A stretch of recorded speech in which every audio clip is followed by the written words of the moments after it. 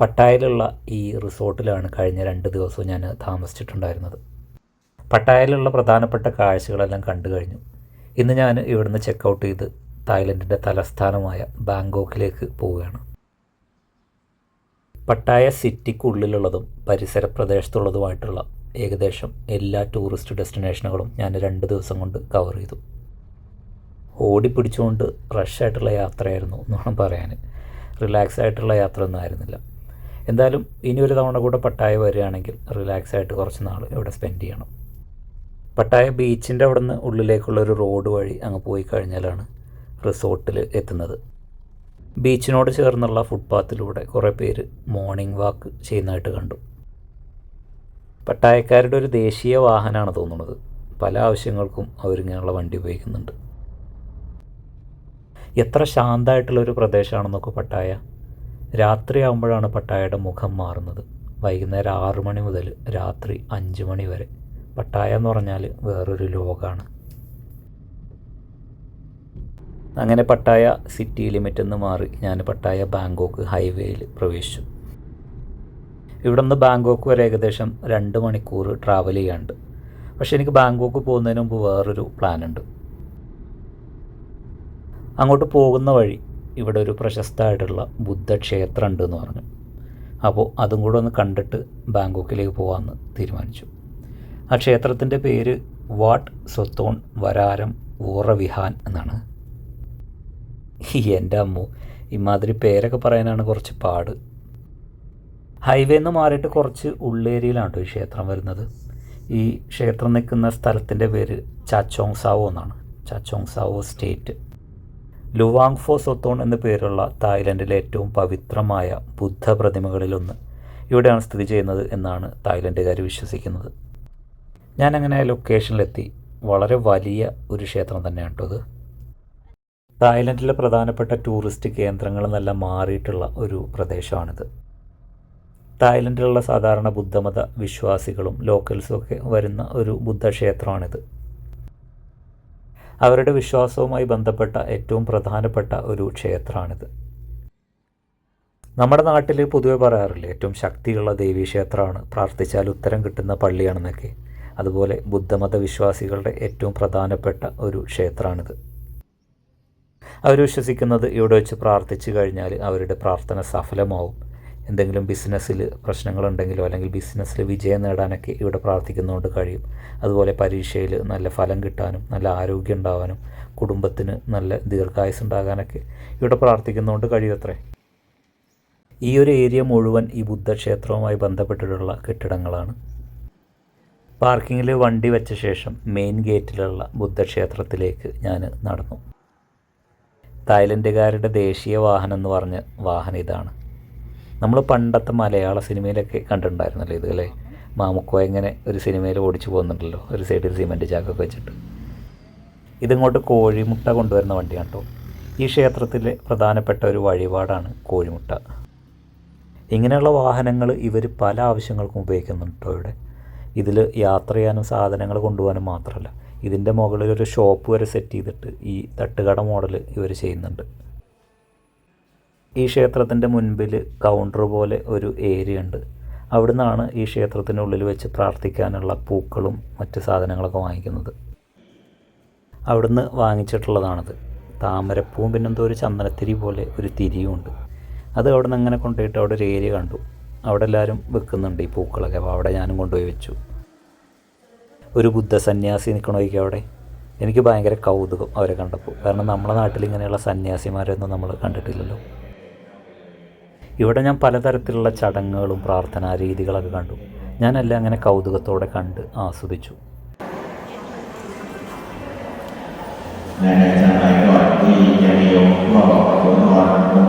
ഒരു കൂട്ടം ബുദ്ധ പ്രതിമകൾ തന്നെയുണ്ട് കേട്ടോ അതിനുള്ളിൽ. ഞാൻ വഴിപാടിനായിട്ട് കൊണ്ടുവന്ന പൂക്കളും ചന്ദനത്തിരിയൊക്കെ അവിടെ കണ്ട പാത്രത്തിൽ നിക്ഷേപിച്ചു. ഇതെന്തിനാണാവോ? ഇനി പാത്രം നിറയണ സമയത്ത് അത് എടുത്തുകൊണ്ട് പോയിട്ട് വീണ്ടും അവർ വിൽക്കുന്നുണ്ടാവുമോ? എന്താ അറിയില്ല. അവിടെ ഒരു ഭാഗത്ത് ഈ മൃഗത്തിനെയൊക്കെ പോലെ തോന്നിക്കുന്ന എന്തോ ഒരു സാധനം കണ്ടു. അതിൽ നിന്ന് ഈ പേപ്പർ വെച്ചിട്ട് ഗോൾഡ് ലീഫ് ഇങ്ങനെ നുള്ളി എടുക്കുന്നുണ്ട്. അപ്പോൾ ഞാനും എൻ്റെ പേപ്പർ വെച്ചിട്ട് അവിടെ നിന്ന് ഒരു ഗോൾഡ് ലീഫ് എടുത്തു.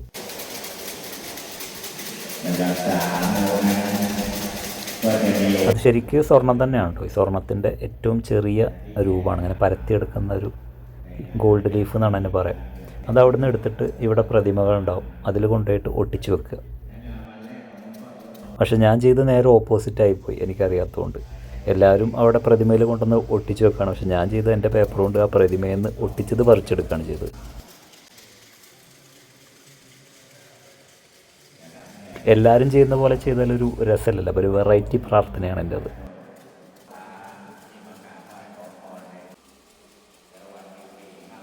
ഈ ഹാളിൻ്റെ നടുവിലായിട്ട് ഒരു ഏരിയയിൽ 7 ബുദ്ധൻ്റെ പ്രതിമയുണ്ട്. അത് ആഴ്ചയിൽ 7 ദിവസത്തെയാണ് കാണിക്കുന്നത്. അത് പല രീതിയിലുള്ളതാണ്. ബുദ്ധൻ്റെ നിൽക്കുന്ന പ്രതിമ, ഇരിക്കുന്ന പ്രതിമ, കിടക്കുന്നതൊക്കെ ആയിട്ട്.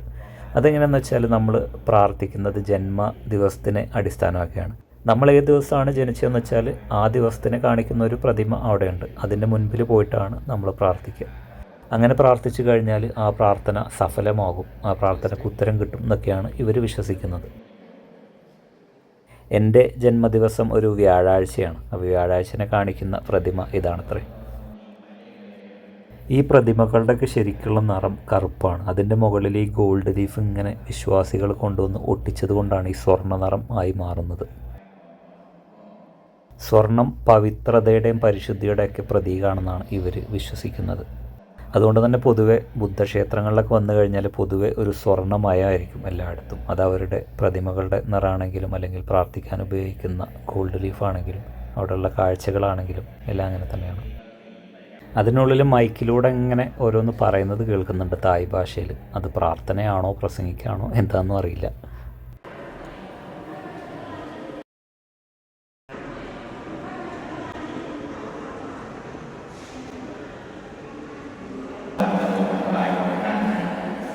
സ്വർണത്തിൻ്റെ ഏറ്റവും ലൈറ്റായിട്ടുള്ള രൂപമാണിത്. ഇതാണ് ഇവർ പ്രാർത്ഥിക്കാൻ ഇവിടെ ഉപയോഗിക്കുന്നത്.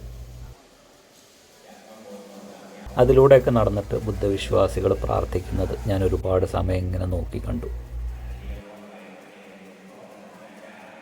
അവിടെ ഒരു ഭാഗത്ത് ഈ ബുദ്ധ പ്രതിമകൾ നിർമ്മിക്കുന്നതും അതെങ്ങനെയാണ് രൂപപ്പെടുത്തിയെടുക്കുന്നതെന്നൊക്കെ ഉള്ളതിൻ്റെ ഫോട്ടോസ് വെച്ചിട്ടുണ്ട്. ഈ പ്രതിമകൾ ഒരു പക്ഷേ കല്ലുകൊണ്ടോ അല്ലെങ്കിൽ എന്തെങ്കിലും ലോഹം കൊണ്ടൊക്കെ നിർമ്മിച്ചിട്ടുള്ളതായിരിക്കും. അതിൻ്റെ മുകളിൽ അവരൊരു കറുത്ത ചായം പൂശും. പിന്നീട് ഭംഗിക്ക് വേണ്ടിയിട്ട് അതിൻ്റെ മുകളിൽ ഗോൾഡ് കളർ കൊടുക്കുകയാണ് ചെയ്യുന്നത്. അങ്ങനെ അത് ഈ ക്ഷേത്രങ്ങളിൽ അവർ സ്ഥാപിക്കുന്നു. പിന്നീട് വിശ്വാസികൾ വന്നിട്ട് ഇതുപോലെ ഗോൾഡ് ലീഫ് അതിൽ ഒട്ടിച്ചു വെക്കും പ്രാർത്ഥനയുടെ ഭാഗമായിട്ട്. ഇങ്ങനെ സ്വർണം ഒട്ടിച്ചു വെച്ചിട്ട് ചില ബുദ്ധ പ്രതിമകൾക്ക് 100 കണക്കിന് തൂക്കം വരെ അധികം ഉണ്ടാവും അത്രേ. തായ്ലൻഡിൻ്റെ ശരിയായിട്ടുള്ള കൾച്ചറും അവരുടെ സംസ്കാരമാണ് ഞാൻ ഇവിടെ അനുഭവിച്ചത്. ഇങ്ങനെ ഒരു ഫീല് നമുക്ക് കിട്ടണമെന്നുണ്ടെങ്കിൽ നമ്മളൊരിക്കലും ഏതെങ്കിലും ടൂറിസ്റ്റ് ഡെസ്റ്റിനേഷനിൽ പോയി കഴിഞ്ഞാൽ കിട്ടില്ല. അത് അനുഭവിക്കാൻ വേണ്ടിയിട്ടാണ് ഞാൻ ഇവരുടെ ഈ നാട്ടിൻ പുറത്ത് തന്നെ വന്നിട്ടുള്ളത്. ഇവിടെ നമുക്ക് കാണാൻ കഴിയുന്നത് സാധാരണക്കാരായിട്ടുള്ള തായ്ലൻഡിലെ ജനതയെയാണ്. ഇവിടുത്തെ ഏറ്റവും പഴക്കം ചെന്നതോ അല്ലെങ്കിൽ പ്രധാനപ്പെട്ടതോ ഒക്കെ ആയിട്ടുള്ള ബുദ്ധപ്രതിമയാണെന്ന് തോന്നുന്നു ഇത്. കാരണം ഇതിൻ്റെ മുമ്പിൽ നിന്നിട്ട് ഒരുപാട് പേര് ആത്മാർത്ഥമായിട്ട് പ്രാർത്ഥിക്കുന്നത് ഞാൻ കണ്ടു. അതിൻ്റെ ഉള്ളിൽ ഞാൻ വേറൊരു പ്രാർത്ഥനാ രീതി കണ്ടു. അത് ബുദ്ധ ചൈനീസ് രീതിയിലുള്ള ആചാരമാണത്രേ. അവിടെ ഇങ്ങനെ ഒരു സിലിണ്ടർ പോലെ ഒരു പാത്രത്തിൽ കുറച്ച് സ്റ്റിക്കുകൾ വെച്ചിട്ടുണ്ട്. അവിടെ വരുന്ന വിശ്വാസികൾ അത് കയ്യിലെടുത്തിട്ട് ഇങ്ങനെ കുലുക്കുന്നുണ്ട്. അത് കുലുക്കിയിട്ട് ഒരു വടി അതിൻ്റെ പുറത്തേക്ക് വരുന്ന സമയത്ത് അതെടുത്ത് നോക്കും. അപ്പോൾ അതിലൊരു നമ്പർ ഉണ്ടാവും അത്രേ. അതിലെഴുതിയിരിക്കുന്ന നമ്പർ അവരുടെ ഭാഗ്യം പ്രവചിക്കുന്നത് പോലെയൊക്കെയാണ്. അവരുടെ ഇപ്പോഴത്തെ അവസ്ഥ എങ്ങനെയാണെന്നൊക്കെ നോക്കാൻ വേണ്ടിയിട്ടാണ് ഈ ബുദ്ധ പ്രതിമയുടെ മുമ്പിൽ വന്നിട്ട് അവരത് ചെക്ക് ചെയ്ത് നോക്കുന്നത്. ഈ ആചാരത്തെ അവർ പറയുന്ന പേര് കൗസിം എന്നാണ്. എനിക്കിത് കണ്ടപ്പോൾ എന്താ തോന്നിയെന്ന് വെച്ചാൽ നമ്മുടെ നാട്ടിൽ പണ്ട് ഈ കുറത്തികളൊക്കെ വരുമായിരുന്നല്ലോ, ഒരു തത്തമ്മനൊക്കെ പിടിച്ചിട്ട് അത് ഇന്ന് കാർഡെടുത്തിട്ട് നമ്മുടെ ഭാഗ്യം ഒക്കെ പ്രവചിക്കുമല്ലോ, അതുപോലെയൊക്കെ തോന്നിയത്. ഞാനൊരു മതത്തിൻ്റെ ആചാരങ്ങളെ കുറ്റപ്പെടുത്താനോ അല്ലെങ്കിൽ അവഹേളിക്കാനോ വേണ്ടിയിട്ടൊന്നുമല്ല ഇതൊന്നും പറഞ്ഞത്. കാരണം എൻ്റെ അറിവിൽ എല്ലാ മതങ്ങളും ഇതുപോലൊക്കെ തന്നെയുള്ള ആചാരങ്ങൾ ഒന്നല്ലെങ്കിൽ മറ്റൊരു രീതിയിൽ പിന്തുടരുന്നുണ്ട്. കാരണം എല്ലാ മതങ്ങളും നൂറ്റാണ്ടുകൾക്ക് മുൻപ് ഭൂമിയിൽ വന്നിട്ടുള്ളതാണ്. അപ്പോൾ അന്നുള്ള മനുഷ്യൻ്റെ അറിവും കാഴ്ചപ്പാടുകളൊക്കെയാണ് ഓരോ മതത്തിൻ്റെ പ്രാർത്ഥനകളിലും കാഴ്ചപ്പാടുകളിലും ഉള്ളത്. ഇങ്ങനെയുള്ള വിശ്വാസങ്ങളുമായിട്ട് നടക്കുന്ന സമയത്ത് അതിൽ നമ്മുടെ ബുദ്ധിക്കോ യുക്തിക്കോ ഒന്നും ഒട്ടും പ്രാധാന്യമില്ല. ബുദ്ധിയും യുക്തിയൊക്കെ മാറ്റി വെച്ചവർക്ക് മാത്രമാണ് ഇങ്ങനെ വിശ്വാസത്തിൻ്റെ പുറകിൽ കൂടുതൽ പോകാൻ കഴിയുക. ഇപ്പോൾ എൻ്റെ അറിവിൽ ഈ ബുദ്ധമതം എന്ന് പറഞ്ഞാൽ അത് ഈശ്വരനിൽ വിശ്വസിക്കുന്ന ഒരു മതമല്ല. ബുദ്ധൻ പറഞ്ഞിട്ടുള്ളത് ഈ ഭൂമി എന്ന് പറഞ്ഞാൽ അത് ഏതോ ഒരു ശക്തി സൃഷ്ടിച്ചതൊന്നുമല്ല. അതുപോലെ നമ്മുടെ ജീവിതത്തിൽ വരുന്ന നല്ലതും ചീത്തയും ഭാഗ്യങ്ങളും ഒന്നും അത് ഈശ്വരനിൽ നിന്ന് വരുന്ന ഒരു കാര്യമല്ല എന്നാണ്. പക്ഷെ നമ്മളിപ്പോൾ ഈ ക്ഷേത്രത്തിൽ കാണുന്ന അതിന് നേരെ വിരുദ്ധമായിട്ടുള്ള കാര്യങ്ങളാണല്ലോ. കാരണം പ്രാർത്ഥിച്ചു കഴിഞ്ഞാൽ ജീവിതത്തിൽ നല്ലൊരു കാര്യം വരും എന്നുള്ളൊരു പ്രതീക്ഷയിലല്ലേ എല്ലാവരും പ്രാർത്ഥിക്കുന്നത്.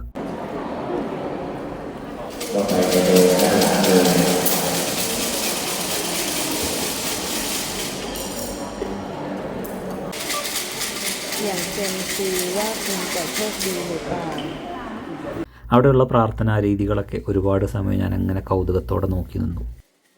പിന്നെ ഈ വിശ്വാസങ്ങൾ എന്നൊക്കെ പറഞ്ഞാൽ ഒരാളുടെ വ്യക്തിപരമായിട്ടുള്ള കാര്യങ്ങളാണല്ലോ അല്ലേ. ഇവരുടെ വിശ്വാസങ്ങളുമായിട്ട് ഇവിടെ പ്രാർത്ഥിക്കുന്നു, ആർക്കും ഒരു ബുദ്ധിമുട്ടുമില്ലാതെ. അതുകൊണ്ട് നമുക്ക് അതിലൊന്നും പറയാൻ കഴിയില്ല. നേരെ മറിച്ചിട്ട് ഒരാളുടെ വിശ്വാസം മറ്റൊരാൾക്ക് ബുദ്ധിമുട്ടാകുന്നുണ്ടെങ്കിലോ അയാളുടെ വ്യക്തിപരമായിട്ടുള്ള കാര്യങ്ങളിൽ കൈകടത്തുന്നുണ്ടെങ്കിലൊക്കെയല്ലേ നമ്മൾ അതിനെ കുറ്റപ്പെടുത്തേണ്ട കാര്യമുള്ളൂ. അങ്ങനെയൊന്നും ഇല്ലാത്തിടത്തോളം കാലം ഇങ്ങനെയുള്ള ബുദ്ധമത വിശ്വാസങ്ങളെയോ അല്ലെങ്കിൽ അവരുടെ ആചാരങ്ങളെയോ ഒന്നും നമ്മൾ കുറ്റപ്പെടുത്തുന്നത് ശരിയല്ല. എന്തായാലും ആ ബുദ്ധക്ഷേത്രത്തിനുള്ളിലെ സന്ദർശനം എനിക്ക് ഒരുപാട് പുതിയ അനുഭവങ്ങൾ നൽകി. അവിടെയുള്ള കാഴ്ചകളെല്ലാം കണ്ടു കഴിഞ്ഞ് ഞാൻ പുറത്തേക്ക് ഇറങ്ങി.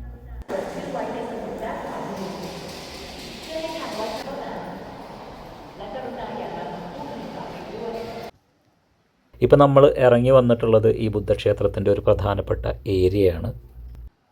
ഇതൊരു താൽക്കാലികമായിട്ടുള്ള ഏരിയ ആണ് തോന്നുന്നു. കാരണം ഇതിനപ്പുറത്ത് വേറൊരു വലിയ ക്ഷേത്രം കണ്ടു, അത് നിർമ്മിച്ചുകൊണ്ടിരിക്കുകയാണ്. അപ്പോൾ കവർ ചെയ്തിട്ടുണ്ട് ഈ പായകൾ കൊണ്ടൊക്കെ. അതിനുള്ള ആളുകളൊന്നും കടത്തി വിടുന്നില്ല. അപ്പോൾ അതാണെന്ന് തോന്നുന്നു പ്രധാനപ്പെട്ട ക്ഷേത്രം. പിന്നെ ഇവിടുത്തെ പ്രധാനപ്പെട്ട ഒരു വഴിപാട് കോഴിമുട്ടയാണ് കേട്ടോ. ഇങ്ങനെ നമ്മൾ നേർച്ചയാക്കുമല്ലോ, എന്തെങ്കിലും നമ്മുടെ ആഗ്രഹങ്ങളൊക്കെ സാധിച്ചു കഴിഞ്ഞാൽ എന്നത് കൊടുക്കുന്നുള്ളത്. അതുപോലെ ഇവിടെ കൊടുക്കുന്ന പ്രധാനപ്പെട്ട കാര്യം കോഴിമുട്ടയാണ്. അങ്ങനെ ബുദ്ധമത വിശ്വാസികൾ അവരുടെ എന്തെങ്കിലും ആഗ്രഹങ്ങൾ സഫലമാകുന്ന സമയത്തോ അല്ലെങ്കിൽ ആരോഗ്യം വീണ്ടെടുക്കുമ്പോഴോ ഒക്കെ ഇവർ ഈ കോഴിമുട്ടയാണ് നേർച്ചയാക്കുന്നത്. അതവരുടെ ഒരു പരമ്പരാഗത നേർച്ച വഴിപാടാണ്. ഈ വേവിച്ച കോഴിമുട്ട കൊടുക്കുന്നത് ഇവിടുത്തെ ഒരു രീതിയാണെന്നാണ് പറഞ്ഞത്. ഇവിടെ ഒരുപാട് കെട്ടിടങ്ങൾ കാണുന്നുണ്ട് ഇതിന് ചുറ്റും. അത് പല ആവശ്യങ്ങൾക്കുള്ളതായിരിക്കും എന്നാണ് പറഞ്ഞത്. ഈ പരമ്പരാഗതമായിട്ടുള്ള വൈദ്യശാസ്ത്ര മുറികൾ, പിന്നെ ചാരിറ്റി മെഡിക്കൽ സേവന മുറികൾ, സംഭാവന ഓഫീസുകൾ, പിന്നെ ശവസംസ്കാര ചടങ്ങുകൾ നടത്തുന്നതായിട്ട് ബന്ധപ്പെട്ട ഹാളുകൾ, പിന്നെ ഇവിടെയുള്ള സന്യാസിമാർക്ക് താമസിക്കാൻ, അങ്ങനെ പലവിധ ആവശ്യങ്ങളുമായിട്ടുള്ള കെട്ടിടങ്ങളായിരിക്കും ഇതൊക്കെയാണെന്നാണ് പറയുന്നത്. ഇതാണ് തോന്നുന്നു ഇവിടെ പ്രധാനപ്പെട്ട വലിയ ബുദ്ധക്ഷേത്രം. പക്ഷെ അത് നിർമ്മിച്ചുകൊണ്ടിരിക്കുന്നേ ഉള്ളൂ, പണി കഴിഞ്ഞിട്ടില്ല. കാരണം നമ്മൾ നേരത്തെ പോയ ബുദ്ധക്ഷേത്രത്തിൽ ഇങ്ങനെയൊന്നുമില്ല, അത് ഒരു ഹാള് മാത്രമായിരുന്നു. എന്തായാലും ഞാൻ അവിടെ ചെന്ന് നോക്കിയ സമയത്ത് അവിടെയും അകത്തേക്ക് പ്രവേശനം ഉണ്ട്. അതിൻ്റെ മുൻപിലൊരു കൗണ്ടറിൽ ഇങ്ങനെ പ്രാർത്ഥിക്കാൻ ആവശ്യമായിട്ടുള്ള സാധനങ്ങൾ അവിടെ കൊടുക്കുന്നുണ്ട്, ഈ പൂക്കളും ഈ ചന്ദനത്തിരികളൊക്കെ. ഞാനകത്ത് ചെന്ന് കയറിയ സമയത്ത് അവിടെ സന്യാസിമാർ ഫോട്ടോ എടുക്കുന്നുണ്ട്, ഈ ബുദ്ധപ്രതിമകൾ ബാക്ക്ഗ്രൗണ്ടാക്കി വെച്ചിട്ട്. അപ്പോൾ എന്നെ കണ്ടപ്പോൾ അവരെന്നോടൊരു ഫോട്ടോ എടുത്ത് തരാൻ പറഞ്ഞു. അപ്പോൾ ഞാൻ അവരുടെ മൊബൈൽ വാങ്ങിച്ചിട്ട് ഒരു ഗ്രൂപ്പ് ഫോട്ടോ എടുത്ത് കൊടുത്തവർക്ക്. നമ്മൾ നേരത്തെ പോയിട്ടുള്ള ഹാളിൻ്റെ അത്ര ആളുകളും അത്ര അലങ്കാരങ്ങളും പ്രതിമകളൊന്നും ഇതിനകത്തില്ല. അവിടെയായിരുന്നു കൂടുതൽ ആളുകൾ ഉണ്ടായിരുന്നത്. ഇവിടെ ഒരു തളത്തിൽ കുറച്ച് പ്രതിമകളും പിന്നെ അതിന് മുൻപിൽ എന്തൊക്കെയോ പ്രാർത്ഥനയായിട്ട് ബന്ധപ്പെട്ട കുറേ കാര്യങ്ങളും വെച്ചിട്ടുണ്ട്. തായ്ലൻഡിൻ്റെ പല ഭാഗത്തു നിന്ന് ഇങ്ങോട്ട് വിശ്വാസികൾ വരുന്നുണ്ടെന്നാണ് പറഞ്ഞത്. കാരണം ഇതൊരു പ്രധാനപ്പെട്ട തീർത്ഥാടന കേന്ദ്രം കൂടിയാണ് അവരുടെ. ഇവിടെ ഇവരുടെ പ്രാർത്ഥനാ രീതി ഞാൻ കണ്ടത് മുൻപിലെ കൗണ്ടറിൽ നിന്ന് പൂക്കളും തിരികളൊക്കെ വാങ്ങിച്ചിട്ട് ഇവിടെ വന്നിരുന്ന് പ്രാർത്ഥിക്കുന്നു. പ്രാർത്ഥന കഴിഞ്ഞ ശേഷം പോകുന്നതിന് മുൻപ് ആ പൂക്കളൊക്കെ മുൻപിൽ ട്രേ വെച്ചിട്ടുണ്ട്, അതിൽ കൊണ്ടുപോയി വെക്കുകയാണ് ചെയ്യുന്നത്. ഞാനൊരു ടൂറിസ്റ്റാണെന്ന് മനസ്സിലായപ്പോൾ അതിന് മുൻപിലുണ്ടായിരുന്ന ഒരു ഉദ്യോഗസ്ഥന് ഇതിനകത്തുള്ള ഒരു ഹാളിലും കൂടെ എന്നെ കൊണ്ടുപോയി. അതിനുള്ളിൽ വലിയൊരു ബുദ്ധൻ്റെ പ്രതിമ ഉണ്ടായിരുന്നു. ഈ തായ്ലൻഡിലുള്ള ഒരുപാട് ആളുകളുമായിട്ട് ഇടപഴകിയ സമയത്ത് എനിക്ക് അനുഭവപ്പെട്ടൊരു കാര്യം, വളരെ ശാന്തമായിട്ടുള്ള ആളുകളാണ് ഈ തായ്ലൻഡിലുള്ളത്. അതൊരു പക്ഷേ ഇവരുടെ ഈ ബുദ്ധമതമായിട്ട് ബന്ധപ്പെട്ട കൾച്ചറായിരിക്കാം. ഇവർ ആളുകളോട് പെരുമാറുന്ന രീതി ഭയങ്കര കാമായിട്ട് പ്ലീസ്ഡ് ആയിട്ടൊക്കെയാണ്. അതൊരു പക്ഷേ ഇവരുടെ ബുദ്ധമത തത്വങ്ങളിൽ പറയുന്ന പോലെ ക്രോധം നിയന്ത്രിക്കുക, ആഗ്രഹങ്ങൾ നിയന്ത്രിക്കുക, അങ്ങനെ കുറേ തത്വങ്ങളുണ്ടല്ലോ ബുദ്ധമതത്തിൽ. അത് ചെറുപ്പം മുതൽ തന്നെ ഇവരെ പഠിപ്പിക്കുന്നുണ്ട്. ഒരു പക്ഷേ അതുകൊണ്ടൊക്കെ ആയിരിക്കാം ഇവരുടെ പെരുമാറ്റത്തിൽ അത് പ്രകടമാകുന്നത്. ബുദ്ധമത വിശ്വാസികളുടെ ദൈനംദിന ജീവിതമായിട്ട് ഈ ക്ഷേത്രം കണക്റ്റ് ആയിട്ടുണ്ട്. അവരുടെ ജീവിതത്തിൽ എന്ത് കാര്യം നടക്കുമ്പോഴും അവർ ഇവിടെ വരുന്നു. ഒരു കട തുറക്കുന്ന സമയത്തോ അല്ലെങ്കിൽ ഒരു പുതിയ വാഹനം വാങ്ങുമ്പോഴോ വിവാഹം കഴിക്കുന്ന സമയത്തോ ഏതെങ്കിലും വിദേശ യാത്ര പോവുകയാണെങ്കിലൊക്കെ അവരിവിടെ വരുന്നു, ഇവിടെ വന്ന് പ്രാർത്ഥിക്കുന്നു, അനുവാദം ചോദിക്കുന്നു, എന്തെങ്കിലും കാര്യം നടക്കുന്ന സമയത്ത് ഇവിടെ വന്ന് അതിൻ്റെ നേർച്ചകൾ സമർപ്പിക്കുന്നു. അതുകൊണ്ട് തന്നെ തായ്ലൻഡിൽ ബുദ്ധമതം എന്ന് പറഞ്ഞാൽ അത് വെറുമൊരു വിശ്വാസമല്ല, അത് അവരുടെ ദൈനംദിന തീരുമാനങ്ങളുടെ ഭാഗമാണ്. ഈ ക്ഷേത്രത്തിനോട് ചേർന്ന് ഒരു നദി ഒഴുകുന്നുണ്ട്. ഇത് പണ്ട് കാലത്ത് ഒരു വ്യാപാര പാതയായിരുന്നു അത്രേ. തായ്ലൻഡിലെ പുരാതനമായിട്ടുള്ള ഒരു നഗരമാണ് ആയുത്തായ. അങ്ങോട്ട് പോകുന്ന ബോട്ടുകളുടെ, ഈ കച്ചവട സാധനങ്ങളൊക്കെ ആയിട്ട് പോകുന്ന ബോട്ടുകളുടെ ഒരു ഇടത്താവളമായിരുന്നു ആ കാലത്ത് ഈ നദീതീരം. തായ്ലൻഡിൻ്റെ പഴയ പേര് സിയാം എന്നായിരുന്നു. ഈ സിയാമിൻ്റെ തലസ്ഥാനമായിരുന്നു ഒരു കാലത്ത് ആയുത്തായ. 670ഓളം വർഷം പഴക്കമുള്ള ഒരു ചരിത്ര നഗരമാണ് ആയുത്തായ. അപ്പോൾ ഒരുപാട് ചരിത്ര പ്രാധാന്യമുള്ള ഒരു സ്ഥലം കൂടിയാണ് ഇത്. ഈ ക്ഷേത്രം ഉൾപ്പെടെയുള്ള തായ്ലൻഡിലെ പല ക്ഷേത്രങ്ങളും ആയുത്തായ ശൈലിയിലുള്ള വാസ്തുവിദ്യയുടെയും മതപാരമ്പര്യത്തിൻ്റെയും സ്വാധീനം ചെലുത്തിയിട്ടുണ്ട്. ഇവിടെ നമ്മൾ കാണുന്ന രൂപകൽപ്പനയും ഗാംഭീര്യമുള്ള പ്രതിമകളൊക്കെ ഒരു കാലത്തെ ആയുത്തായയുടെ സമ്പന്നമായ പൈതൃകത്തെയാണ് പ്രതിഫലിപ്പിക്കുന്നത്. അതുകൊണ്ട് തന്നെ ഈ ക്ഷേത്രം സന്ദർശിച്ച സമയത്ത് സാധാരണ ഒരു ബുദ്ധക്ഷേത്രം കാണുന്ന പോലെയല്ല എനിക്ക് തോന്നിയത്. നൂറ്റാണ്ടുകളുടെ തായ് ചരിത്രവും ഭക്തിയുമായിട്ടുള്ള ഒരു ജീവസുറ്റ ബന്ധം അനുഭവിക്കുന്നത് പോലെയാണ് എനിക്ക് അനുഭവപ്പെട്ടത്. അവിടെയുള്ള കാഴ്ചകളെല്ലാം കണ്ടു കഴിഞ്ഞ് ഞാൻ പുറത്തിറങ്ങി. അതിലൂടെ അങ്ങ് നടക്കുന്ന സമയത്ത് അവിടെ ഒരു ചൈനീസ് ടെമ്പിൾ കണ്ടു ഞാൻ. തായ്ലൻഡിലെയും ചൈനയിലൊക്കെ വിശ്വാസ രീതികൾ പരസ്പരം കണക്റ്റായിട്ട് ഉള്ളതായിട്ട് തോന്നി എനിക്ക്. ആ ക്ഷേത്രത്തിൽ കണ്ട വിശേഷങ്ങൾ ഞാൻ അടുത്ത വീഡിയോയിൽ പറയാം. So thanks for watching the video. By.